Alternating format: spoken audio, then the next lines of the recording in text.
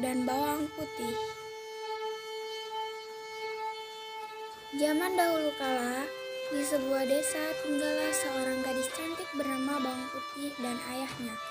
Ibu Bawang Putih sudah meninggal sejak lama. Di desa itu tinggal pula seorang janda yang memiliki anak bernama Bawang Merah.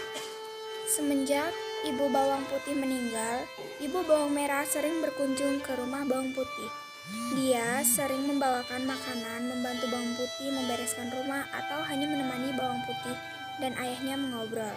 Akhirnya ayah Bawang Putih pun berpikir bahwa menikah saja dengan Ibu Bawang Merah, supaya Bawang Merah tidak kesepian lagi.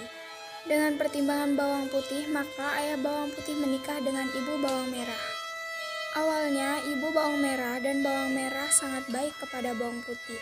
Namun, lama-kelamaan sifat mereka mulai kelihatan. Bawang Putih harus mengerjakan semua pekerjaan rumah, sementara Bawang Merah dan ibunya hanya duduk-duduk saja. Tentu saja ayah Bawang Putih tidak mengetahuinya, karena Bawang Putih tidak pernah menceritakannya.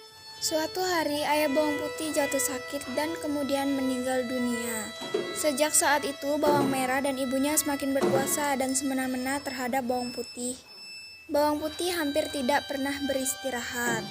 Dia sudah harus bangun sebelum subuh untuk mempersiapkan air mandi dan sarapan bagi Bawang Merah dan ibunya. Di pagi hari yang cerah, Bawang Putih pun dengan gembira menyuci baju ke sungai.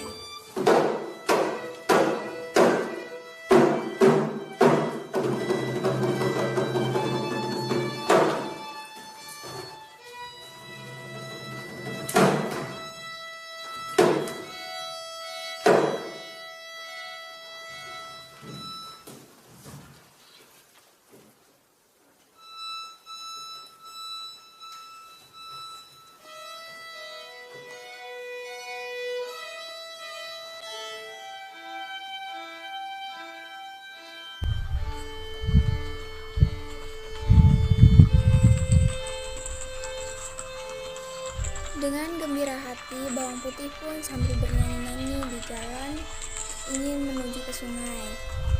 Dan sesampainya di sungai, Bawang Putih terlalu asik bernyanyi-nyanyi sampai ia tidak menyadari karena baju ibunya hanyut.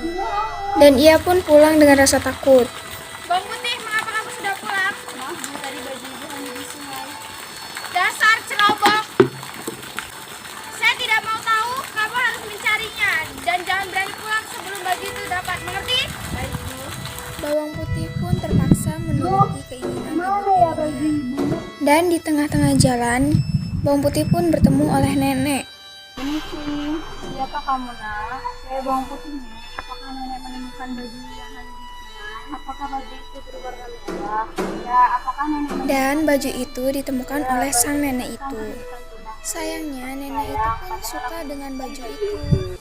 Si nenek pun mengembalikan baju itu asalkan Bawang Putih menginap dengan nenek selama 1 minggu untuk menemaninya. Lama tidak mengobrol dengan siapapun. Bagaimana?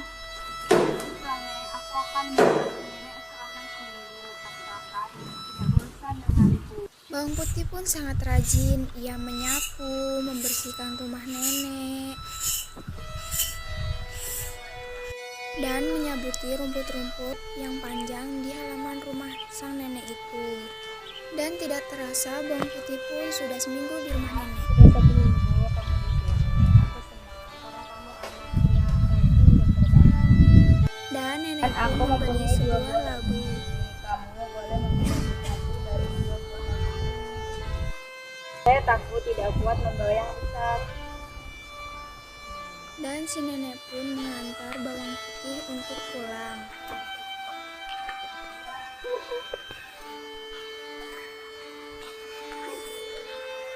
Dan setelah ia sampai rumah, ia pun memberi baju itu kepada ibunya dan bergegas untuk ke dapur untuk membuka labu itu.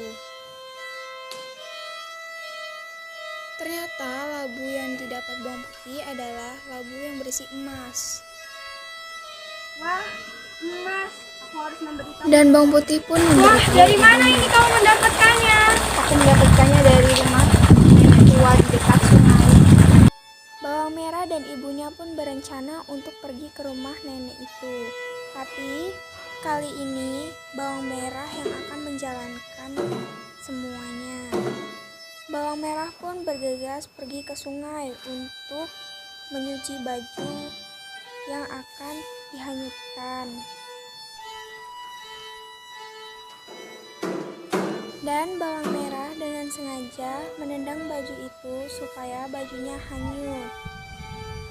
Dan bawang merah pun bergegas untuk rumah nenek itu untuk menanyakan bajunya yang hanyut. Dan nenek itu memberi syarat sama seperti yang diberikan syarat-syarat kepada bawang putih. Tapi bawang merah bermalas-malasan.